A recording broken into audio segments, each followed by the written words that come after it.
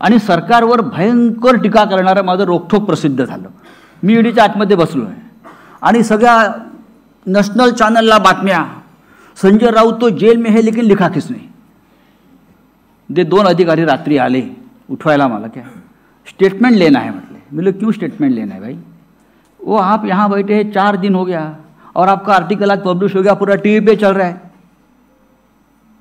राज्यपालावरती काहीतरी मी लिहिलं होतं आमच्या तेव्हाच्या टोपीवाल्या की हे कसे महाराष्ट्रद्रोही आहे. आणि ती इन्क्वायरी लागली तर मी म्हटलं लिखो मेरा स्टेटमेंट ले लो आप.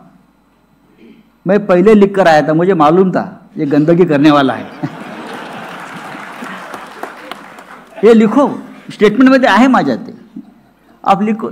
11:30 वाजता मला उठवलं त्यांनी, स्टेटमेंट लेना है हमको, ऊपर से मैसेज है कि स्टेटमेंट ले लो उनका, ये कैसा गया आर्टिकल यहाँ से. बोलो आपके यहाँ तो सीसीटीवी फुटेज आप देख लो कैसा गया हो. हे पुस्तकाच्या या कथा फार सुंदर आहेत, रोमांचक आहेत. साकेतने माझ्यापेक्षा वाईट दिवस काढलेले आहेत. साकेत साबरमती जेलमध्ये होता, विचार करा, गुजरातच्या.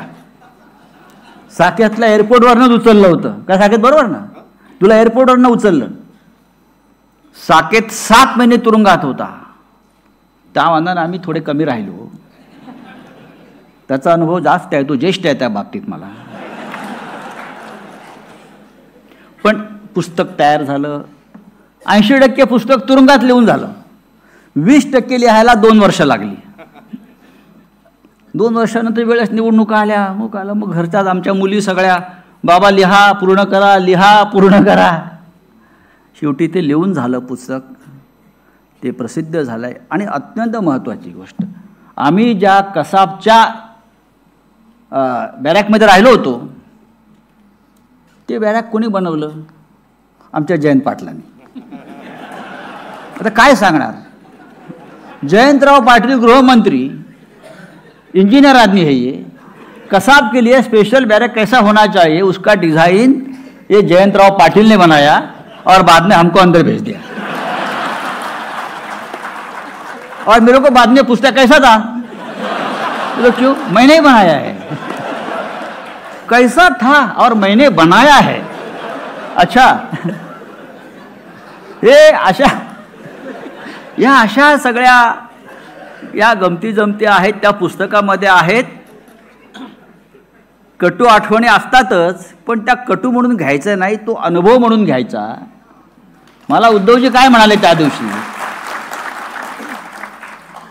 त्यांनी पुस्तक वाचलं आणि मी म्हणलं कसं आहे पुस्तक, मी भाषणात सांगेन पण एका वाक्यात सांगतो, पुस्तकात रडगाणं नाही आहे.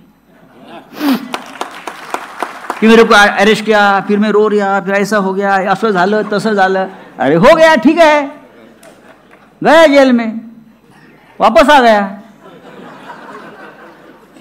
जिसने मुझे पकड़ा उसको पश्चाताप हो गया, त्याला झक मारली आणि याला पकडला.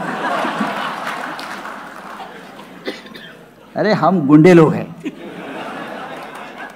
हम जेल जाने से नहीं डरते और देश को ऐसे लोगों की जावेद साहब अब जरूरत है. लोहा लोहे को काटेगा. अभी हम सब लोग जो है, साकेत है, हम है, आप जैसे हमारे मार्गदर्शक पवार साहब है, पूरे देश में एक माहौल बन गया है. ये महाराष्ट्र है. या पुस्तकाचं सार काय आहे, 2 गोष्टी आहेत पवार साहेब. मी सकाळी पण सांगितलं, हे पुस्तक राजकीयच आहे. ज्याला विरोधी पक्षात काम करायचं आहे त्याने पुस्तक वाचलं पाहिजे. ज्याला सत्तेची चाटुगिरी करायची आणि सत्तेसाठी सर्व काही करायचं आहे, उसके लिए किताब नहीं है.